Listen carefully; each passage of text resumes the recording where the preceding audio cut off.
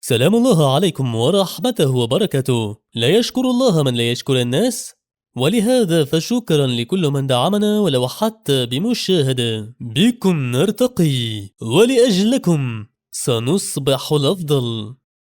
شفنا في الحلقة اللي فاتت لما شانج فاجئ شين وقال لها انه في الحقيقة مش غني، وساعتها قلبت عليه وحاولت تهاجمه من شدة غيظها، ولكنها وقعت زي العبيطة وقالت له انها مش هتتجوزه حتى ولو كان اخر راجل في العالم. وبعدها راحت بقى وقررت تعلن عن صحوبيتها لوانج بشكل رسمي، بعد ما قالت انه احسن مما فيش بما ان اخوه ده راجل مهم شوية في مدينة شاندو. وبعدها وبالصدفة قابل بطلنا شلة النصابين في المطعم بتاع الفندق، وكانت هتحصل بينهم مشكلة بسبب القرض اللي خده من داي بضمان بيته. لكن واحد مهم اسمه جو اتدخل، وكان باين على داي انه بيخاف منه لان جو يبقى زعيم واحدة من اكبر العصابات في المدينة كلها. وتعرفنا بعدها على صن اللي يبقى شخص مهم لدرجة ان حتى جو بيعامله باحترام كبير جدا. بعدها بقى بدأ القمر يشع ضوء احمر غريب، وكان شانج بيقول ان نهاية العالم هتبتدي خلاص. وبالفعل بعدها شفنا لما شلة النصابين طلعوا يجروا عشان يدخلوا الفندق، لان الجو كان حر فحت لدرجة ان جلدهم كان هيسيح من شدة الحرارة. وفوق ده كله انقطعت الكهرباء بعدها لما انفجرت مولدات الطاقة الرئيسية في المدينة، ووصلت درجة الحرارة في الغرف لأكتر من 50 درجة وكانت عمالة بتزيد. وقتها اقترحت عليهم شين يطلعوا يضربوا شانج وياخدوا الغرفة بتاعته لان فيها حمام سباحة داخلي واكيد مش هيحسوا بالحر هناك. وفي الوقت نفسه كان بطلنا قاعد بياكل وعايش حياته كأن مفيش حاجة بتحصل، وكان بيقول في نفسه ان شين هتجري عليه كمان شوية اكيد.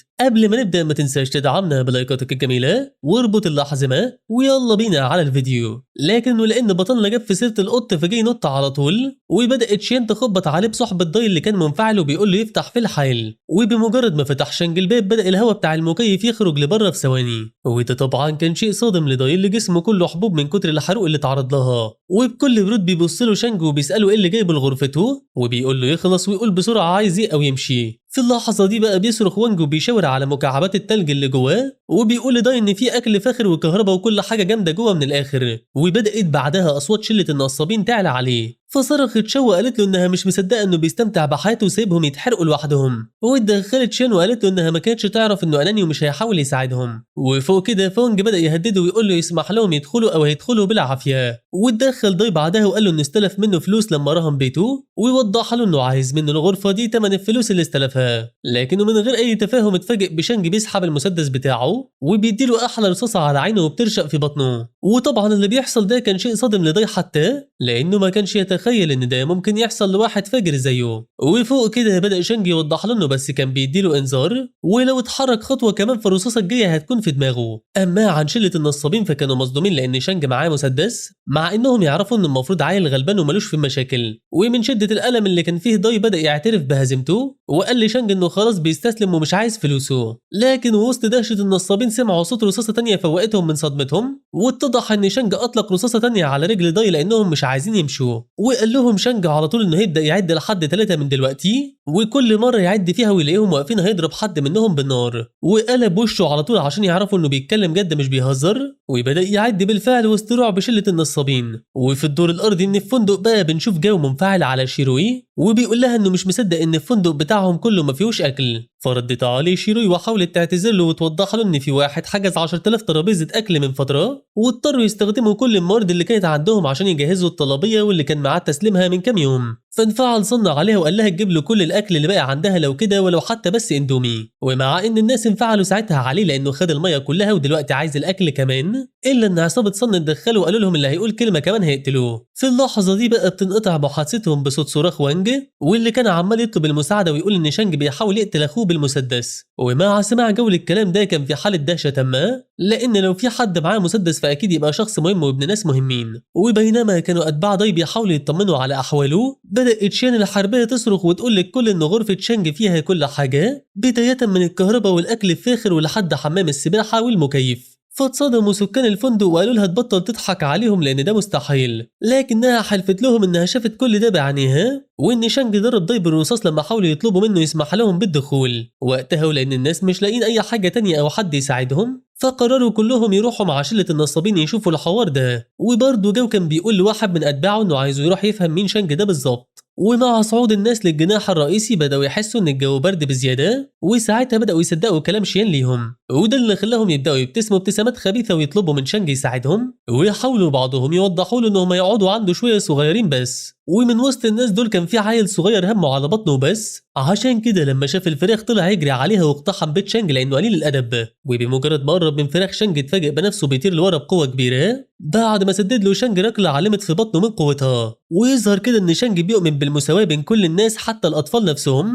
ومش فارق معاه اي حد ومستعد يقتل اي حاجه بتتحرك. عشان كده بص للناس وبكل برود قال لهم يتحكموا في عيالهم كويس لانه المره الجايه هيقتلهم ومش هيكتفي بضربهم بس. فانفعلوا الناس عليه وبداوا يقولوا له انهم مش مصدقين انه مستعد يقتل عيل صغير، وبداوا ينادوه بالمجرم ابن اللذينه. ويظهر انهم كلهم حاولوا يستغلوا اللي حصل ده كفرصه انهم يقتحموا بيت شانج ويحاولوا يخلصوا عليه بسرعه. وقتها كان شانج مضطر يفكرهم انه معاه مسدس ومش هيتردد في استخدامه ابدا، وعمل كده عن طريق اطلاق النار على واحد من الناس اللي كانوا واقفين وراه، بما انه كده رجل عصابه ومش شخص بريء يعني. ومع موت الشخص ده من وسط الناس وصلت رساله شانج للكل واللي كانت واضحه وضوح الشمس، والرساله دي بتقول ان اي حد هيقرب من بيته مهما كان سنه او نوعه هيموت في ساعتها. وفوق كده كمان قال لهم شانج بكل ثقه ان عددهم كبير وكل حاجه، ولكنه واثق انه يقدر يقتل منهم كتير قبل ما يقتحموا بيته. وقدام الفندق بقى بنشوف اتباع داي بيرموه بره في الشارع وبيحاولوا يهدوا وانج ويفهموا ان اخوه مات خلاص ومش هيرجع تاني. وطبعا بدل ما وانج يلوم نفسه واخوه على انهم بلطجيه بدا يلوم شانج ويقول انه لازم يقتله وينتقم لاخوه. وقدام بيت شانج بقى بنشوف شين وصاحبتها شو بيحاولوا يغروه وبيقولوا له انهم مستعدين يعملوا اي حاجه لو سمح لهم يدخلوا بيته. رد عليهم شانج وقال لهم ان لو الحوار كده فهو موافق ويقدروا يدخلوا لو عايزين. طبعا البنتين طاروا من الفرحه وما كانوش مصدقين انهم هيترحموا من الحر اللي بره ده، ولكن محادثتهم انقطعت باندفاع وانج زي العبيط تجاه بطلنا واللي كان بيقول له انه جاي عشان ينتقم منه بسبب موت داي. وفي اللحظه دي بقى كمل بطلنا كلامه للبنتين وقال لهم يدخلوا بيته لو عايزين وكل حاجه، ولكن بمجرد ما رجلهم تلمس ارضيه غرفته هيحصل لهم بالظبط نفس اللي حصل للعبيط وانج. يعني من الاخر اللي عايز يدخل هياكل علقه محترمه وفي الاخر مش هيدخل برضه. ومن كتر قوه الضربه اللي وجهها بطلنا لوانج اترعبوا البنتين وقالوا له انهم خلاص قرروا يقعدوا بره ويسكتوا. رد عليهم بكل برود وقال لهم يغوروا في داهيه من قدام غرفته لو كده. وبيتضح كمان ان شانج عنده نظام دفاع داخلي والنظام ده بيضرب نار على اي حد غير شانج نفسه، ما هو بيشتغل بتقنيه التعرف على الوجه يا صديقي وهيقتل اي حد غير شانج. في الاثناء دي بقى وبره المبنى بنشوف اقتراب فريق الانقاذ من الفندق واخيرا، وطبعا لما بيشوفوهم الناس من بعيد بيكونوا طايرين من الفرحه وبيغنوا اغنيه جانا الفرج اخيرا. ما هم لسه ما يعرفوش الحقيقه وان الفريق ده جاي مخصوص لسبب واحد وهو انه يدور على عالم الاثار ليه وينقذه لانهم محتاجين مساعدته جدا. ويبداوا يوضحوا لبقيه السكان انهم هيساعدوهم برضه ولكن مش دلوقتي. ويوضح لهم واحد من الجنود ان الجو بيبقى بارد شويه في منتصف الليل وانهم لازم يتحركوا بنفسهم لوادي السيليكون ساعتها، وده لانهم عاملين في الوادي ده نقطه انقاذ وهيلاقوا هناك فريق انقاذ مستنيهم وهياخدهم بعدها على الملجأ اللي بيعمله الجيش عشان ينقذ المواطنين. ومع ان الناس العاديين كلهم كانوا طايرين من الفرحه بالخبر ده الا ان صن ما كانش عاجبه الكلام ده نهائيا، عشان كده بدا يكلم الجنود وقال لهم يدوا له واحده من البدل دول وياخدوه معاهم وهو مستعد يدفع لهم مليار يوان في المقابل. فمسكوا الجندي من دراعه مسكه مصارعه وقال له ايدك قرعه ويوضح له انه هيضطر يأذيه لو حاول يعطل عمليه انقاذ ليو. بس قبل ما يمشوا طلعت الحربيه عشان تجري على واحد من الجنود وقالت له ان في قاتل متسلسل عايش في الفندق وممكن يموتهم كلهم. واتدخلت شو صاحبتها وبدات تاكد على كلامها بمساعده بقيه سكان الفندق. وقتها بقى بدات الروح البطوليه لواحد من الجنود اللي اسمه فينج تشتغل وقال لاصحابه يمشوا هم ويبقوا يجوا ياخدوه بعدين لما يهتم بالحوار ده. وبالفعل خد السلاح الآلي بتاعه وطلع ببطء على السلالم عشان يشوف حوار شانج ويخلص الناس من شره. وبينما كان بيعمل كده كانت شيان عماله تتخيل نفسها قاعده في التكييف في غرفه شانج. اما عم فينج فكان وصل للطابق اللي فيه الجناح الرئيسي بتاع شانج واخيرا، وساعتها لاحظ وجود كاميرا بالقرب منه ولكنه ما كانش يعرف مين صاحبها في الاول. وقبل ما يقدر يفحص الكاميرا او يعمل اي حاجه تانية قدر يكتشف ان شانج هو صاحبها ولكن بالطريقه الصعبه. ما هو بطلنا كان اطلق عليه قنبله ضوئيه ومثيره للدموع كمان وهو مشتت زي العبيط. ومع انتشار الدخان في كل مكان بدأ فينج يكح وما كانش عارف يفتح عينيه حتى، وده على عكس شانج اللي خرج بالقناع بتاعه وقرب من فينج واداله بالمضرب على دماغه بقوه كبيره عشان يفقده وعيه. وعلى الحوار ده عدت دقايق بسرعه وفتح فينج عينيه من جديد لكن المره دي في بيت شانج. ولما لاحظ بطلنا انه صاحي بدأ يكلمه ويقول له انه ما كانش يعرف ان نائب قائد العمليات الخاصه هيدور عليه بنفسه. وهو بيتكلم كان فينج مركز مع حاجه تانية خالص لانه ما كانش فاهم ايه المكان المكيف والمتظبط اللي هو فيه ده ولا حتى فاهم ازاي بطلنا معاه قنابل يدويه. رد عليه شانج وقال له انه من فتره كان في مصر واشتراهم من حكشه مفرقعات، فاستغرب فينج وقال له يبطل يهبط بأي كلام، ولكن شانج وضح له انه بيقول الحقيقة ولو مش عايز يصدقه فطز فيه. وكمل وسأل فينج بعدها لو كانت نقط الإنقاذ تم تحديدها بالفعل، فاندهش فينج لأن الحوار ده المفروض سري، ولكنه وضح له انهم عملوا كده بالفعل. فاستغرب شانج وسأله ازاي بيطلبوا من الناس يروحوا لنقط الإنقاذ لوحدهم من غير أي مساعدة، مع انهم المفروض عارفين انهم اكيد هيموتوا في الطريق لهناك. رد عليه فينج وقال له انهم للاسف ما يقدروش يعملوا اكتر من كده لان الناس عددهم كبير جدا، ويوضح لبطانه انهم كده كده مش هيقدروا ينقذوا الناس كلهم مهما عملوا. فحط شانج ايديه على كتفه وقال له ان البطانيات والمعاطف التقيله ليها القدره على عزل الحراره بشكل نسبي، وده ممكن يرفع من نسبه النجاه بين الناس بشكل كبير. فتحمس وقتها فينج لانه ما كانش يعرف الكلام اللي قاله من الاساس، وده بينما كان بطلنا بيحط المسدس على دماغه وبيقول له يتشهد على روحه. فانفعل فينج وحاول يطلب منه يسمح له يعيش لمده 5 دقائق كمان بس، بحيث يقدر حتى يبلغ الناس بحوار البطانيات والمعاطف من خلال اللاسلكي. لكن ومع سماع شانج الكلام وقرر يفك قيوده وسط دهشة شانج، واللي سأل بطلنا ازاي هيسيبه وهو ممكن يطلب الدعم ويجوا يقتلوه سوا. رد عليه شانج بانه مستحيل يقتل شخص محب للخير زيه، ولكن لو الحوار ده اتكرر تاني هيضطر يخلص عليه لانه ما بيحبش وجع الدماغ. ويشاور له بعدها على الرشاش اللي بيشتغل بتقنية التعرف على الوشوش، وقال له ان لو الفريق بتاعه جه هجمه فممكن كلهم يموتوا، وده لانه بمجرد ما يفعله هيبدا يستهدف كل الناس اللي في الغرفه ما عدا هو. ومع كل ده الا ان شانج عارف ان القوات الخاصه ما عندهاش وقت ليه من الاساس، لانهم دلوقتي مشغولين بالمصيبه اللي في ايديهم وبيحاولوا ينقذوا الناس المهمين. ومع نهايه الحوار ده قال فينج للسكان على حوار البطانيات والمعاطف، ولكنه مشي من الفندق من غير اسلحته، وادركوا الناس ان قوه شانج اكبر مما كانوا يتخيلوا. وحتى صن من كتر ما كان منفعل من اللي حصل بدا يضرب واحد من اتباعه لان ما حدش حاول يحميه من الجيش وسابوه يتهان. وبينما ده كان بيحصل ماو بيسال جو هيستحملوا الحوار ده لحد امتى بالظبط. رد عليه جو بان موضوع الحراره ممكن يطلع حاجه مؤقته وبس، عشان كده لازم يستحملوا لحد ما يتاكدوا لان صن شخص مهم وما ينفعش يخسروه. لكن افكار جو بتنقطع بعدها لما بيسمع صوت شانج بيكلموه وبيقول له انه ما كانش يتوقع ان جو بنفسه بيحاول يلتزم بالقانون حتى في نهايه العالم. فانفعل عليه ما وقال له انه هيقتله لو قال كلمه كمان، ولكن جو قال له يسكت ويخليه يشوف شانج عايز ايه. وبالفعل بدا جو يساله بنفسه ايه اللي خلاه ينزل من غرفته واصلا الكل بيدور عليه. رد عليه شانج بانه بس جاي يعمل صفقه معاه مش اكتر، وبدا يوريه انه معاه علبه مليانه كلها تلج في ايديه. طبعا مع رؤيه اللصوص للتلج فقدوا عقولهم لانهم مش قادرين يحتملوا الجو ده، وده اللي خلى مو ينفعل ويقول لجو ان شانج اكيد معاه حاجات تانية كتير، وانهم لازم يروحوا يقتحموا غرفته وياخدوا كل حاجه جواها. ولسه ما خلصش الهبد بتاعه اتفاجئ بالرشاش بتاع شانج على رقبته، واللي كان حرفيا هيموته من غير ولا كلمه. لكن لحسن حظه اتدخل جو وقال له ان مو صاحبه ده عبيط، وعشان كده فهو عايزه يركز معاه ويفهمه ايه الاتفاق اللي هو عايزه. وبعد ما وافقوا على اتفاق شانج اللي لسه ما نعرفش هو ايه، بنشوفهم واقفين بياكلوا التلج من كتر ارتفاع الحراره. وطبعا جو كان بيقول لصاحبه ساعتها انه بس كان بيضحك على شانج،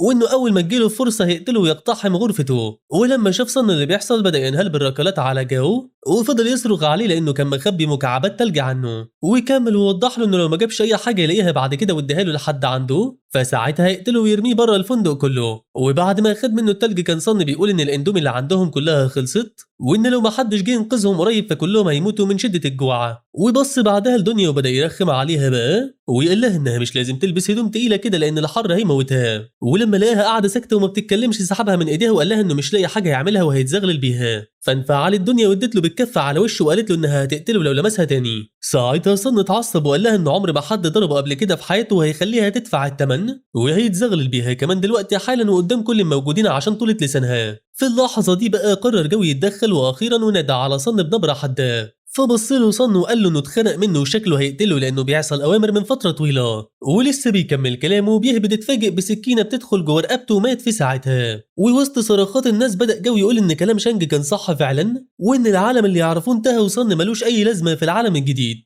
ويكمل بعدها واعلن ان الفندق ده كله تحت حكمه من هنا ورايح، وان اللي عايز يمشي يروح لنقطه الانقاذ يروح، ولكن اللي هيفضل في الفندق هيلتزم بأوامره كلها. وفي الوقت ده كان بطلنا واقف بيتفرج على كل اللي بيحصل من فوق بكل هدوء، ما هو كان عايز يخلص من صنع عشان يسرع من عملية حكم جو، بما ان الفندق ده كان تحت حكمه حتى في حياته اللي فاتت. لكن اللي محير شانج دلوقتي بقى هو لو كان مصدر قدرة جو هيظهر بدري برضه ولا ايه الكلام. اما عن البنات النصابة فبنشوفهم بيتحايلوا على جو يديلهم شوية تلج من اللي معاه، ووعدوا انهم هيعملوا اي حاجة في المقابل. لكن يظهر ان التلج كان ساح اصلا وجو شرب كل حاجة حرفيا، ولكنه ساب شوية صغيرين جدا للبنات وقال لهم انهم من النهارده بقوا تابعين ليه خلاص. ويوضح لهم كمان ان كده كده موضوع انهم ينضموا ليه في مصلحتهم، لان الناس اللي هتحاول تروح نقطة الانقاذ هتمشي 1 كيلومتر وفي احتمال كبير يموتوا في الطريق. بس يظهر ان ماو ما كانش عاجبه الحوار اللي بيحصل ده، وسأل جو ليه عايز يحتفظ بالتيم مش هينفعوهم باي حاجة. رد عليه جو وقال له ان شانج طلب منه يخليهم في الفندق هم وشوية اشخاص كمان،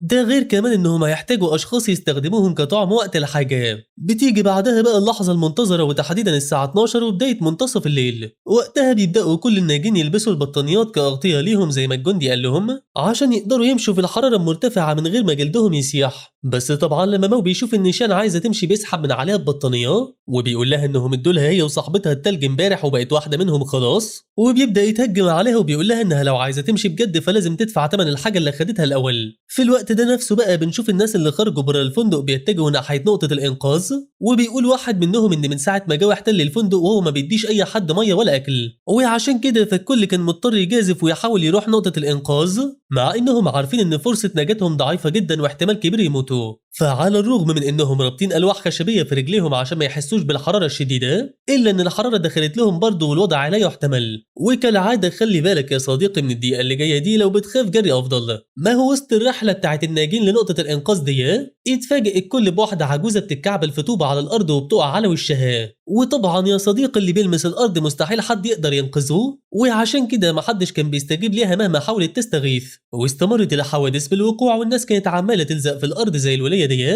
وكل واحد كان بيمشي وبيقول نفسي نفسي يا صديقي. وعشان يزيد الطين بلة فلو رحنا للمكان اللي تم التخلص فيه من جثث صن وداي هنشوفهم فجأة بيفتحوا عينيهم وبتبدأ عملية تحولهم لوحوش شيطانية. أما عن شانج فكان واقف في الشرفة كالمعتاد وبيقول إنه عارف إن في ناس هتموت حتى بعد فكرة البطانيات بتاعته، ولكن من غير الفكرة دي فعدد اللي هيموتوا هيكون أكتر كمان. وتحت بقى بنشوف ماو لسه بيتهجم على شين وشاو، وبتحاول شين تقول له ما يتزغللش بيها هنا عشان شانج ما يشمتش فيها. فضحك ماو وقال انه اول مره يشوف واحده شمال زيها بتتكسف الصراحه، ولسه بيكمل كلامه اتفاجئ باللي بيكسر باب الفندق وبيدخل منه بشكل مخيف، ولان ماو عمره ما شاف حاجات زي دي قبل كده ففضل يصرخ ويقول ان الزومبي بيهاجموا الفندق. فقال لهم وانج انه شاف افلام كتير قبل كده زي دي، ولو واحد من الوحوش دول عضهم هيتحولوا زومبي هما كمان. فانفعل عليه جو ومسكه من رقبته خنقه الموت وقال له انهم هيجربوا يخلوه يتعض ويشوفوا هيتحول ولا لا، وبيبدا يشيلوا بعدها ويقربوا من الوحوش وتحديدا لوحش صن، بينما كان وانج بيصرخ لان حراره جسد الزومبي مرتفعه جدا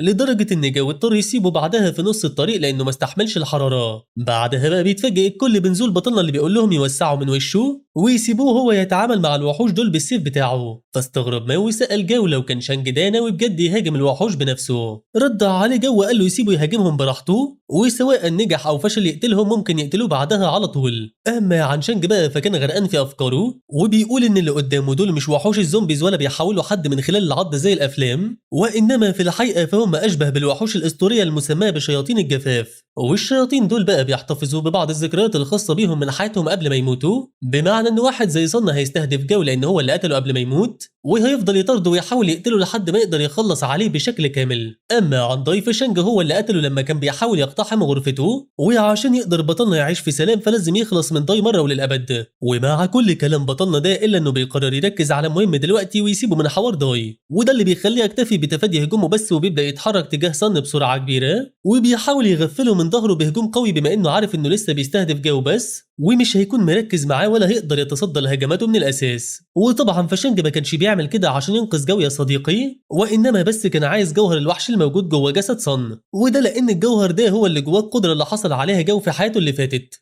بس بمجرد ما بيحصل شانج على جوهر صن بيتفاجئ ان الشيطان ده يقرب منه وبينقض عليه من ظهره، لكن يظهر ان شانج كان مركز وقدر يقفز لاعلى ويتفادى الهجوم ده ويسدد كمان ركله قويه لضي ودفعه تجاه جو واصحابه. وبكل برود بعدها قال لهم يتعاملوا هم بقى مع ضي بما انه قتل صن وكفايه عليه كده. لحظتها جت لجو فكره خطيره وقرر يجيب وانج من على الارض لانه لسه ما اتحرقش بالكامل ورماه على ضي بحيث يعطل تقدمه تجاههم ولو للحظات حتى. ولما لاحظ جو انه بدا يعتاد على الحراره العاليه نسبيا قرر يدفع بضي بقوه كبيره للخلف مستخدما جسد وانج الحزين واللي كان عمال يغني اغنيه الدنيا حر ومتعبه. وفي نفس الوقت اللي كان جو اتباعه بيتعبوا تحت كان شانج قاعد بيرتاح وبيشرب حاجه ساقعه وعايش حياته. وبيبدا يقول بعدها ان الجوهر اللي معاه ده نادر جدا وبيقع يمكن مره واحده بس من وسط 100 شيطان او وحش شيطاني، والوحوش الشيطانيه دي اللي هي الحيوانات المتحوله يا صديقي. بعدها على طول بقى بيبدا بطلنا يشرب العصير واللي كان مدوب جواه الجوهر اللي لقاه جوه جسد صن، وبالفعل وخلال ثواني بنشوف انه بيبدأ يكتسب نوع من القوى الخارقة، مع ان التحول كان مؤلم فحت عليه. وفي الدور الارضي من الفندق بقى بنشوف جو منفعل على شيطان داي بعد ما تسبب في تحطيم اخر كمية من زجاجات المية اللي كانت معاهم. ووسط ما ده كان بيحصل اتفاجئ الكل بمو بيصرخ على شاو وبيقول لها لو حاولت تهرب من تاني هيقطع رجلها، فبتقول له شاو انه لو سيبها تحاول تروح نقطة الانقاذ هتقول له على نقطة ضعف شانج.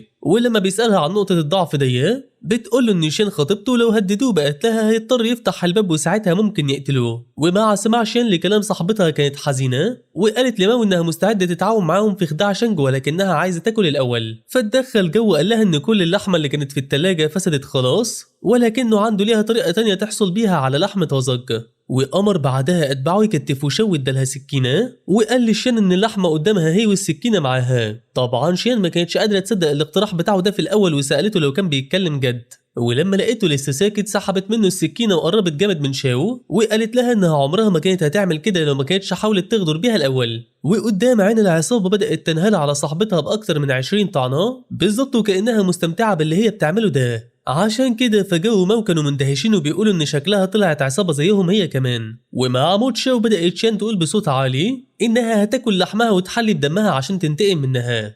اما عن جو فبدأ يقول لصاحبه ياخد شاو ويخلي دنيا تطبخها. ولما حاول مو يعترض قال له جو انه هيموته قريب لان المية خلصت ولو ما كلوش واسترجعوا قوتهم عشان يقتحموا غرفة شانج هيموتوا كلهم. وبالفعل استسلم مو لما لاحظ ان كلام صاحبه صح وقال لأتباعه يروحوا يدوروا على دنيا ويجيبوها في الحال. في الوقت ده نفسه بقى كان شانج بيجرب قدرته الجديدة واللي قدر من خلالها يكتسب قوة جسدية ضخمة وسرعة خيالية. ومن هنا بيقول شانج ان دي اكيد قدرة من القدرات الجسدية لان بعد ما اتطور جسده بقى حاسس ان مقاومته للحرارة اعلى. لكن افكاره بتنقطع بصوت جرس الباب بتاع بيته وبيكون مستغرب، بس لما بيبص من كاميرا المراقبة بيلاحظ انها دنيا مش حد تاني. وطبعا البت كانت واقفة بره بتقول انها مش لاقية حل تاني غير التوسل لشانج لان الناس اتجننوا تحته بدأوا ياكلوا البشر. ففتح لها شانج وسألها عايزة ايه بالظبط منه ويظهر انه نسي ان هدومه اتقطعت لما كان بيتحول من شوية زي العبيط. بعدها بقى بيسمح لها شانج بالدخول مؤقتا وبيحاول يغير الموضوع وبيقول لها ان الموارد بتاعته محدودة ومش ممكن يسمح لها تقعد معاه بس لانها جميلة. ولكنه كان بيقول في نفسه انه عارف ان دنيا وفية من حياته اللي فاتت لانها فضلت تابعة الجو لفترة طويلة جدا وعشان كده كان بيخطط يضمها لفريقه مع انه مش عارف يتكلم كويس بعد الموقف اللي حصل من شوية معاها. اما عن دنيا بقى فكان لسه وشها احمر وما كانتش مصدقه مدى جمال الجو في الغرفه دي وعشان كده حاولت تقنع بطلنا بكل الطرق يخليها تقعد معاه ووضحت له انها بتملك خبره 3 سنين كجراحه فوق خبرتها العالميه في الطبخ. فقال لها شانج ان كلامها حلو وكل حاجه ولكن محدش واثق انه هيعيش وعشان كده فلو عايزه تعيش معاه لازم تقدم اكتر من كده. وبمجرد ما وقعت دنيا بلسانها وقالت انها مستعده تعمل اي حاجه وافق شانج وقال لها انها كده خلاص تقدر تعتبر البيت بيتها ولكنه حذرها ووضح لها انه هيفضل كويس معاها طول ما هي كويسه انما لو حس انها بتحاول تخونه فساعتها هيخلص عليها بدم بارد.